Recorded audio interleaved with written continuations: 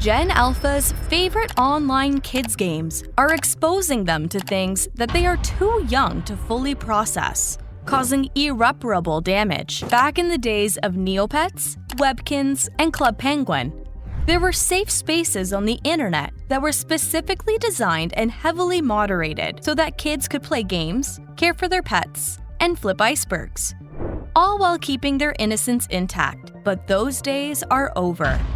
Now, game developers enable or even encourage inappropriate and sometimes immoral behavior. Another video we found on YouTube Kids promotes human trafficking. All the while cultivating a hunting ground for predators may be using online gaming to target your child. And parents who are either blissfully unaware or simply uncaring let children dive in head first, too young to possibly know how to get out unscathed. But regardless of who's at fault, by the end of this video, you will see that online kids games aren't for kids anymore. Over the last decade and beyond, the internet has hosted some dangerous games of its own. Take, for example, the horror browser game Hotel 626 and its sequel, Asylum 626, that both took invasive measures to make the stories interactive. Enable webcam and mic, sure. Whether it was only being able to play the game during the dark hours, as its name hints, from 6 p.m. to 6 a.m., or lulling a demon baby to sleep with a lullaby. I can't sing, but I will try to sing just to stay alive. Or choosing which one of your Facebook friends to off. You must decide which one you care about more. Oh, this guy. A decision the game would then make public on your profile. Of course, it turned out this was all a marketing campaign by an iconic chip brand. Doritos? To launch the return of two discontinued, or in the company's words, dead flavors, Black Pepper Jack and Jack and Smoking Cheddar Barbecue. Then there was another unlikely source for video games, PETA.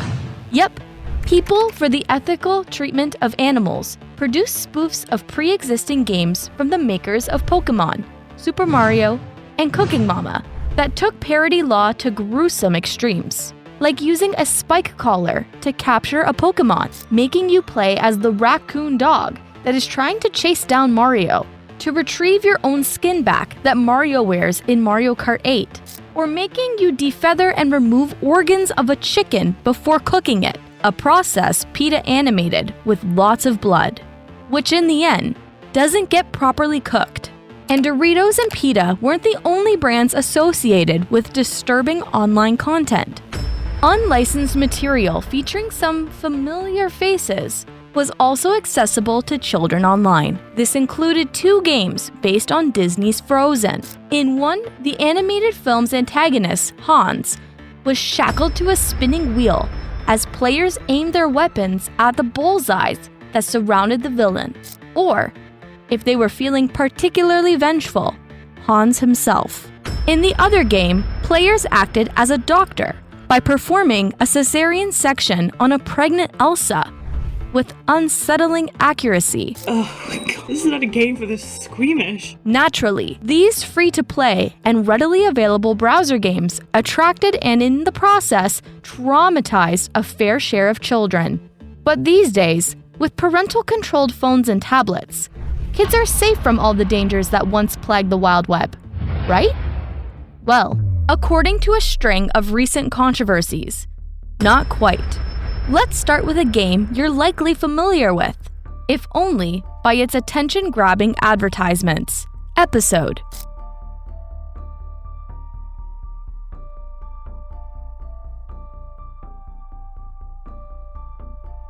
According to the manufacturers of the app, Episode is a storytelling network and platform that features both user-generated and app-original interactive Hollywood-caliber stories, where the choices players make directly affect their path, kind of like a modern choose-your-own-adventure. And with over 150,000 stories to choose from, there's something for everyone. But that doesn't mean the platform's built for one and all. Yet, with an Apple Store rating of 12+, and a Google Play rating of teen. Episode has certainly attracted a young fan base, and it seems the app has found a way to cash in on this demographic's inexperience. See, while the app may be free to play, certain outfits, dialogue options, actions, and chapters require players to pay up by purchasing gems, the in-game currency that works to only further separate users from how much they're spending. It's a business model fans of Episode have described as emotional manipulation. After all, while the app doesn't force users to spend money, abstaining from these microtransactions directly affects the user experience. I didn't even read the choices yet, but I'm seeing diamonds and I'm not happy about it. Step away from him, I guess that's what I'm gonna have to do. I hate this game for this. Why do they do this? On top of that, a study published in 2022 from Addictive Behavior Reports on the role of microtransactions in gambling disorders found that greater in-game expenditure increased with risk of gambling disorder. But of course, it's not just these hidden fees that have gotten the app into hot water. Despite the platform's content guidelines prohibiting various adult themes, including stories that promote SA, violence, self-harm, bullying, alcohol, or illegal substance use, as well as stories that include excessive use of profanity or explicit phrases, it appears some content has slipped through the cracks. Yes, with popular titles that include Homewrecker, Rebounding with Bad, and Pregnant by My Student, it's clear these tales can take on adult subject matter. And whether it's foul language, I have an inbuilt bullshitter and no filter. SH or SA, What the heck? Is he asking for me to sleep with him? bullying, OMG, is that fatty Tessie? No, it can't be. Look at her ass. What the or steamy encounters. He was trying to tease me, but he had no idea that I can play that game too. Okay, girl, get it. Should children and young teens really be role-playing scenarios that feature and romanticize red flags? After all, episode stories can put players into relationships with their boss, a teacher, even gang members are wooable. Yes, today we are back with the next part of the Mafia Bride, and the last one, we were having moments. We were having moments with Adrienne at the club. And in turn, children may be groomed to normalize the power imbalances, both in terms of status and age, that these pairings inspire. Sir, I needed you here, but I should have taken notes. I was reckless. I deserve a punishment. Reddit users have complained that certain episode stories at best normalize toxic behavior in relationships, and at worst, use it as a punchline. For example, picking on your significant other, punishing them for something that happened in your dream, or becoming physical isn't harmless teasing or banter. Similarly, stealing your neighbor's bra isn't a meet cute, it's SH. Yet, on episode, even relationships that are meant to be platonic display suspect interactions.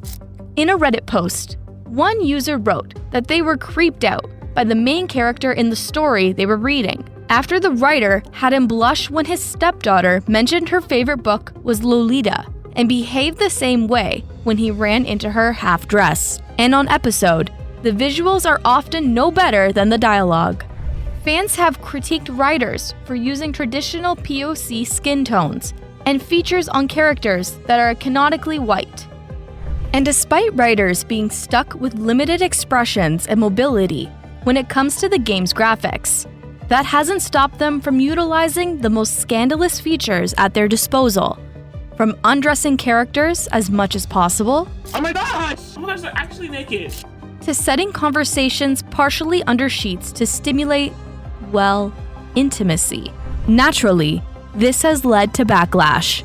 In one app review titled, "Not for Kids," a concerned parent wrote, "This game was on my daughter's phone. She's 14.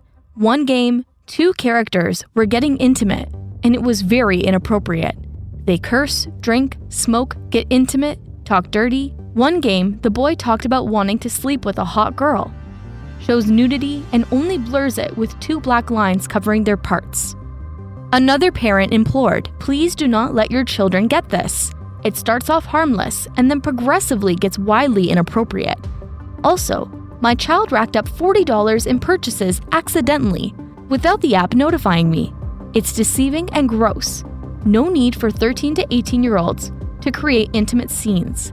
For what purpose? To encourage them to reenact this in real life? No thank you." And while Episode's co-founder, Daniel Terry, has claimed that the stories on the app are monitored to flag any inappropriate or offensive content, according to Episode users, reporting stories that cover adult subject matter rarely results in them being removed. But it's not just the content on the app that has allegedly crossed boundaries. In 2021, 25-year-old Episode writer Vic Adams was accused of grooming an underage member of the community by collaborating on a story that included explicit scenes and allegedly trying to push an essay narrative. The adult also allegedly showed territorial behavior towards the minor by reportedly sending them repeated messages on various platforms after they hadn't responded to them for a day. According to screenshots, they allegedly messaged the underage writer, "Why are you giving me an heart attack? I'm freaking out. Where are you?" When the minor did respond, Vic Adams allegedly replied back, "B, where the f were you? You know how worried I was?" along with other caps-locked messages. Vic Adams, however, denied the allegations against them and claimed that the minor was the one who wanted to write explicit scenes, and that they had already written about SA in their own work. But then again, shouldn't the adult in the situation put their foot down instead of expecting a minor to know better? Shockingly, this backlash was nothing compared to the allegations a similar app was facing. With over 100 million downloads on Google Play and a number 67 ranking in the roleplay genre on Apple, the iOS, Android, and desktop game Gacha Life isn't just for preteens or the mature audience. It's rated E. You know, for everyone. And while the Apple Store might specify this with a rating of 9+, it's clear Gacha Life, a game with customizable characters, minigames, and the ability to create your own stories, is safe for children, right? Well, according to parents who've dubbed the app a vile perversion of all things innocent and an 18+ platform in disguise, not so much. Yes, while Gacha Life might not have been designed to create anything inappropriate, users have found ways to do just that on the app's skit maker, where a combination of certain outfits, dialogue, and poses. Remember to choose the position, just click on the hashtag one and then you can choose whichever one you want. Had led to the creation of inappropriate and suggestive content, often referred to as gacha heat, the work of community where pervert is a term of endearment, and SH and SA are running gags. Reoccurring themes in this material includes violence, non-consent, incest between both step and blood relations, feces, and romances between adults and teens. All themes that should not be in an E-rated game. In fact, some of these subjects are so common in gacha heat that they've led to their own genres, such as gachavore, which involves gacha characters consuming each other, and gacha fart, which is self-explanatory. But this NSFW content isn't just limited to the app, as users are known to upload their work to TikTok, Twitter, and YouTube, where they can build quite the following. For example, YouTuber Starry Wolf has reached almost 200,000 subscribers with their gacha skits, which include such titles as "My Boyfriend is My Brother," "I Kidnapped My Bride," and "Touch Me All You Want, but Be Gentle Please," as well as a number of uploads that allude to impregnation by teacher, a criminal, and possessive bodyguards. Yes, bodyguards plural. And while these titles and thumbnails are often more taboo than the actual stories, with the brother romance not actually featuring incest, and the S at the end of bodyguards being a typo, that doesn't mean these skits are for kids. After all, these uploads still feature or allude to SH, SA, drinking, violence, inappropriate language, and intimacy. As a result of the Gacha Life content circulating the web, a petition was launched to ban the game that has allegedly become the NSFW hangout for every child on the planet. As one Reddit user put it, kids are creating this content without understanding the wider implications of it. On YouTube, there's a lot of gacha uploaded, usually with a 13+ label slapped on it. It makes most people uncomfortable knowing that kids are making this content, spreading harmful messages. However, in the face of similar backlash, the app has taken measures to better control where users' creative processes might take them. In 2020, there was an update to the app that allowed users to remove suggestive elements on applicable devices, which only included Android and the PC. Some features were also removed after the game's release, including the chat, certain poses characters could position themselves in, and color codes for clothing, such as tones that closely resembled flesh, speculatively due to people mishandling these liberties.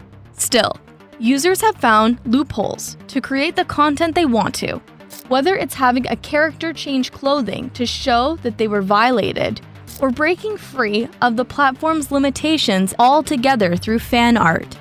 That's right. Artistic freedom has allowed internet users to include gacha characters in whatever poses or outfits they choose, even if that means none at all. And just as easily as fan art could bypass the rules of the site with the addition of bodily fluids or breastfeeding, it could also defy the laws of nature, such as one piece that gave a character an animal-sized appendage. Much to one Reddit user's displeasure, who commented, "I'm gonna use Discord light mode so I can burn my eyes." Of course, these users are not representative of the gacha community as a whole, and often, creators who have crossed the line are called out, including gacha YouTuber Nahima Ramen, whose content often pushes boundaries. So basically her thumbnails include sensitive and disgusting topics. One of them is gacha heat, which honestly, we all should ignore, but still it's just very disgusting and a childish thing of her to do. She clickbaited the video with unblurred depictions of suicide. Self-harm and suicide are an incredibly serious topic, and the fact that she's using it for views is completely disgusting. I don't even care if she says it's clickbait or simps, cuz that's just messed up. And fellow gacha YouTuber Wise Fox also came under fire for their thumbnails as well as other scandals. Like I said before, a lot of people have a fear or gets triggered to blood. But these controversies pale in comparison to the allegations against one gacha creator. In 2023, gacha YouTuber Tsunai Silver posted a video that now has collected over 1 million views. In the upload, Tsunai Silver provided the alleged experience of an unnamed Gacha Life user and one of the community's most notable members, Hatsumi Ru. See, Hatsumi's animation skills made her stand out amongst the hordes of gacha-tubers as someone with genuine talent. And that meant when the young Gacha Life user allegedly became acquainted with the creator, she was starstruck. The victim was 12 at the time and deeply admired her due to her massive following on YouTube. According to screenshots, the unnamed user was upfront about her age, and the older teen, Hatsumi, didn't have any issues with continuing their online correspondence, regardless of their age gap. After all, they were just friends, right? Well, that's how their relationship began. However, after Hatsumi broke up with her girlfriend, they allegedly started messaging more, and the unnamed user started to develop feelings for the gacha creator. And according to her, Hatsumi returned those feelings. So, the then 13-year-old and the 17-year-old allegedly began an online relationship. However, what may have started as harmless messages back and forth quickly took an explicit turn when Hatsumi allegedly began sending NSFW edits of their gacha avatars together and began involving the unnamed user in intimate role plays. And according to the source, she initially resisted these encounters as much as she could. Yet the victim allowed it because it made Hatsumi happy, and they wanted nothing more but to make her happy. When she did express her discomfort with something Hatsumi had asked her to do, whether it was to roleplay or a request to send inappropriate photos, videos, or voice recordings. The unnamed user claimed Hatsumi would guilt her into continuing. After all, according to what Hatsumi allegedly said, the only reason she was staying alive was so that one day they could be married. She ended up putting her entire life into a child's hands, causing the victim to undergo a lot of stress. But when Hatsumi turned 18, the unnamed user saw a way out. She allegedly told Hatsumi that their relationship was inappropriate since she was now legally an adult, to which Hatsumi reportedly replied that it was okay, as long as nobody knew. It allegedly took 5 months before Hatsumi would agree, but only to a break. However, the unnamed user claimed that during their break, Hatsumi was just as flirtatious and just as adept at making them feel guilty. For example, when she allegedly asked for Hatsumi to delete an intimate voice recording she had sent when she was 13, the 18-year-old allegedly shifted the blame to the unnamed user by implying she didn't trust Hatsumi enough. Just like that, delete everything. Then what, leave? Hatsumi allegedly asked. Effing go and find someone to trust, 'cause you act like I will betray you. Am I really like that? The victim insisted Hatsumi had it all wrong. Eventually, however, they broke and allegedly replied, "I'm sorry that I'm uncomfortable with an adult having a recording of me." Adult. Hatsumi allegedly spat the word back until the victim was again apologizing. "You're right, you're still a kid," Hatsumi then reportedly insisted. "Focus on your own life." However, according to screenshots, Hatsumi was still upset a year later, messaging the unnamed user. "And some memories you wanted me to forget are the only things that made me calm." Soon, the two were arguing daily. The spats allegedly included the unnamed user requesting that Hatsumi stop sending them lovey-dovey messages, to which Hatsumi allegedly replied by role-playing taking their own life. And Hatsumi became angry when the user did something out of their control, such as befriending other people or talking about potentially transitioning. These arguments were uncommon at first, but then ended up occurring every day when the victim started to speak up for themselves instead of apologizing to Hatsumi and doing everything that she said. From female to male. It was a year later, in August 2022, that the unnamed Gacha Life user officially broke up with Hatsumi. And while other anonymous sources had similar stories about Hatsumi, and there was an instance where she used to send me and Kaido yaoi. Mind you, we were still minors, and some of them included children within those ranges. When Satsunai Silver confronted her about her relationship with the minor, Hatsumi allegedly claimed to have no recollection of it at first. But after I kept talking to her, she eventually broke down and admitted that she was faking her forgetfulness to run away from her past. But while Gacha Life might have been the host to one predator, another online gaming platform is supposedly teaming with them. With over 1 billion downloads on Google Play and the #1 slot in action on the Apple Store, when it comes to online games, Roblox is still king. But for those unfamiliar, what does Roblox actually entail? Well, the game is essentially a virtual toy box that users can access through their Xbox, phone, tablet, or PC, and be transported to a virtual universe that contains various worlds and user-generated minigames, allowing players to choose from avoiding shark attacks, attending lessons at a royal academy, dance battles, and much more. The free-to-play game even has a social component that allows users to chat with other players if the communication features are enabled in the parental controls. After all, according to the official Roblox website, the game is for everyone, so long as they have parental consent. As a result, Roblox has attracted a young customer base, with the corporation's 2022 SEC filing revealing that more than 60% of Roblox users were under 16. Yet, the game has been criticized for preying on this same demographic with psychologically manipulative microtransactions that have kids spending their allowances, or more likely, their parents' paychecks, on custom content or to complete a level. Oh, it costs $10.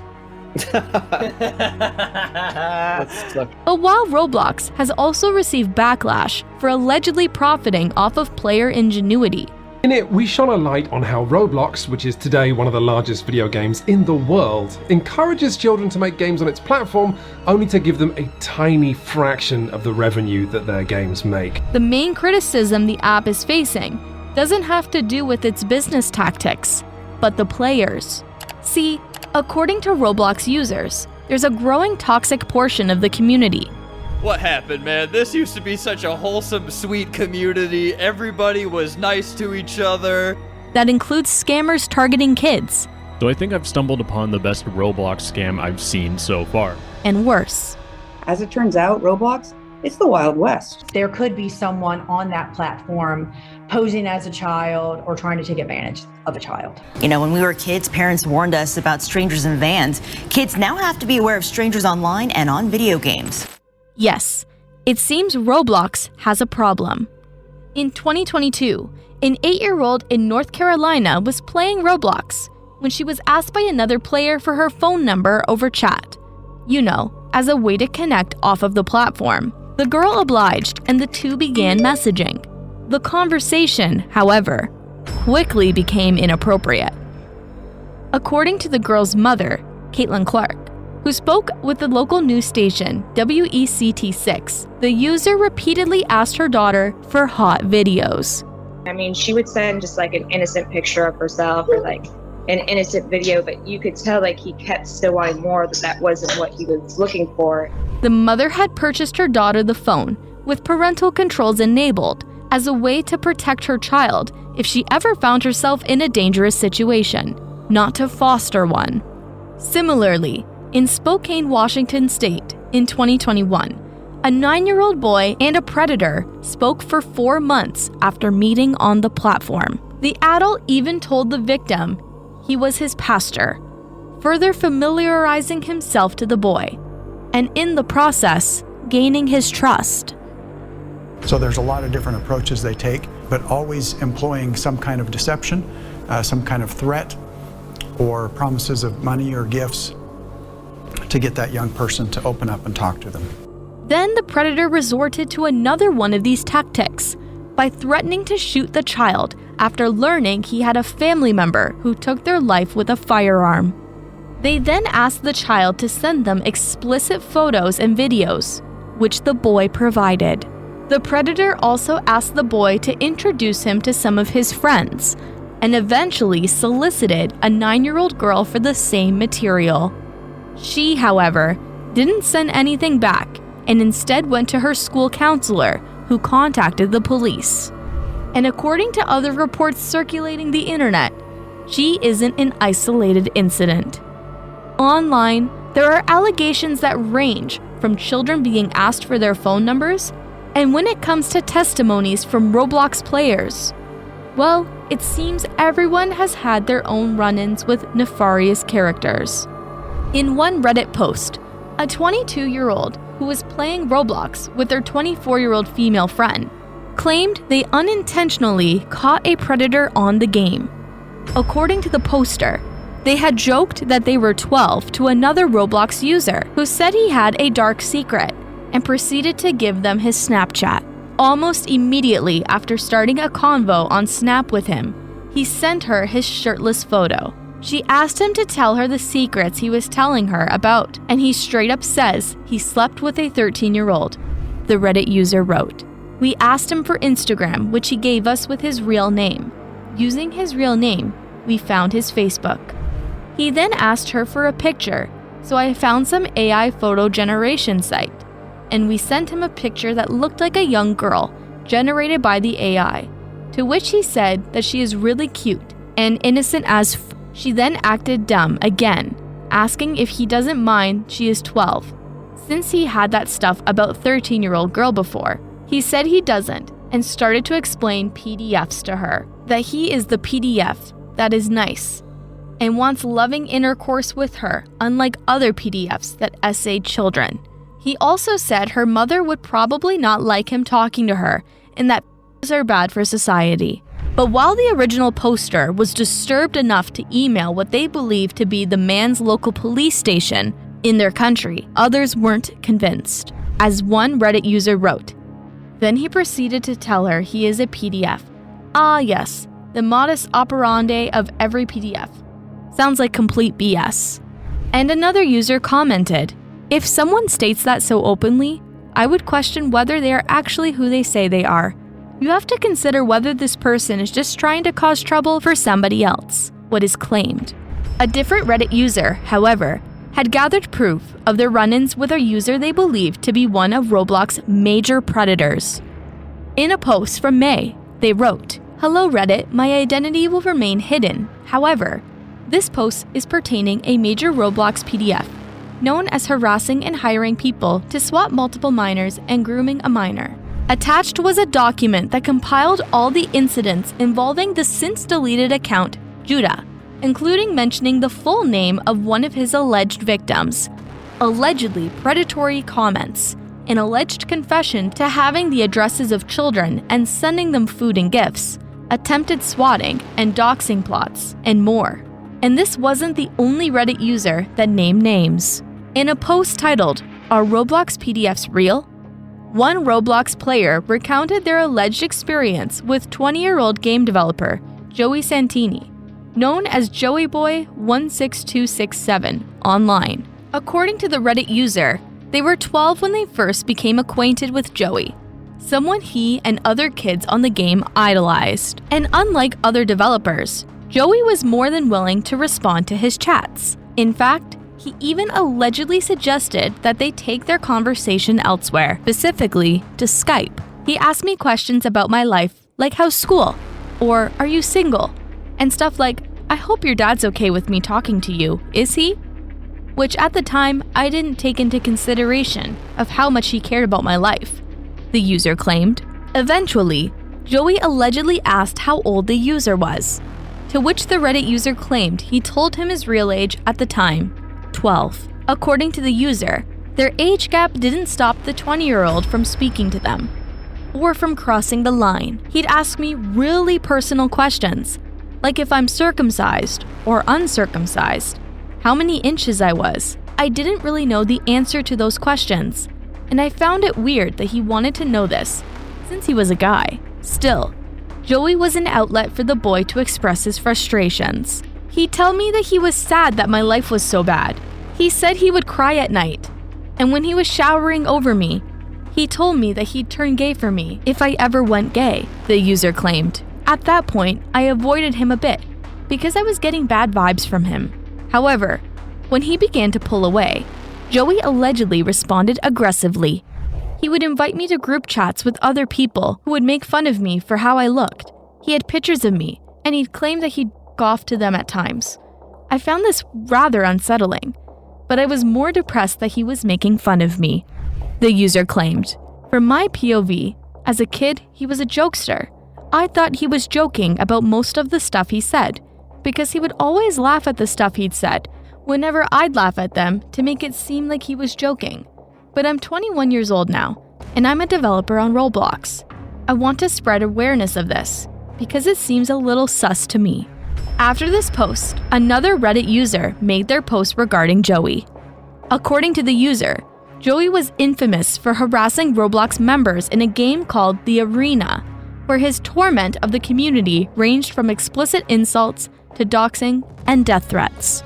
However, when the Reddit user came across the previously mentioned Reddit post about the user's experience with Joey at 12 years old, they realized the developer might not just be a cyberbully, but a predator. But before going to the Discord server for The Arena, they reached out to two users they believe may have had a similar experience, Roxer9000 and RCA Man 2. Roxer9000 and RCA Man 2 had told us everything, the user claimed. Joey had lured both of them off-site onto Skype when they were young and groomed them over the course of 2 years.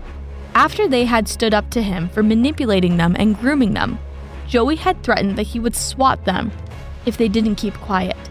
Their encounters with Joey are linked in the document at the bottom with the rest of the evidence. Yet, despite immediately filing a support ticket with the platform, Roblox hit the user back with an automated response. "We knew that Joey was a monster, and we could prove it to anybody who would listen," the user wrote. "The problem was that our calls fell on deaf ears." But maybe there was another way to get through to Roblox. See, parents have recently hit the corporation with a slew of lawsuits with allegations that touch on the additive nature of the game, the underage gambling the platform enables, and fostering of an unsafe environment for children, which in one lawsuit involved a young girl being asked to take off her pants when she went into a bathroom in the Roblox world. A class action lawsuit for child exploitation was also filed against Roblox in San Diego. The lawsuit, along with drawing attention to the money children are spending on the platform. These vary widely in cost, from a sword that could only cost $1 to a hat that could cost $600. Alleges that there is harmful content that Roblox fails to filter out, despite the corporation's claim that with the right settings enabled, the site is child safe. After all, every world has its dark underbelly, and Roblox, it appears, is no exception.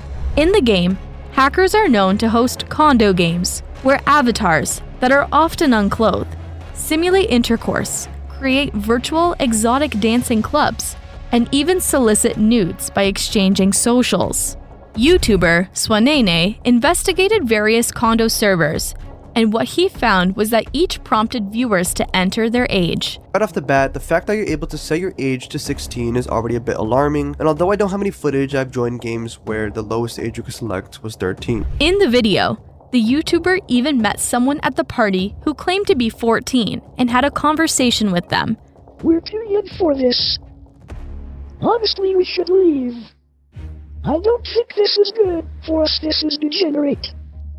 "You're right. I'm gonna leave then. Thanks." But there wasn't always going to be someone on the app to dissuade kids from attending these events. According to one of the plaintiffs in their suit, her son was sent explicit messages on the platform that requested he let an avatar perform intimate acts on him, and another user called him a racial slur. Another plaintiff, Damien Uhl, revealed that his 12-year-old daughter formed a friendship on the game with someone they were led to believe was her age. But some snooping from the father suggested otherwise.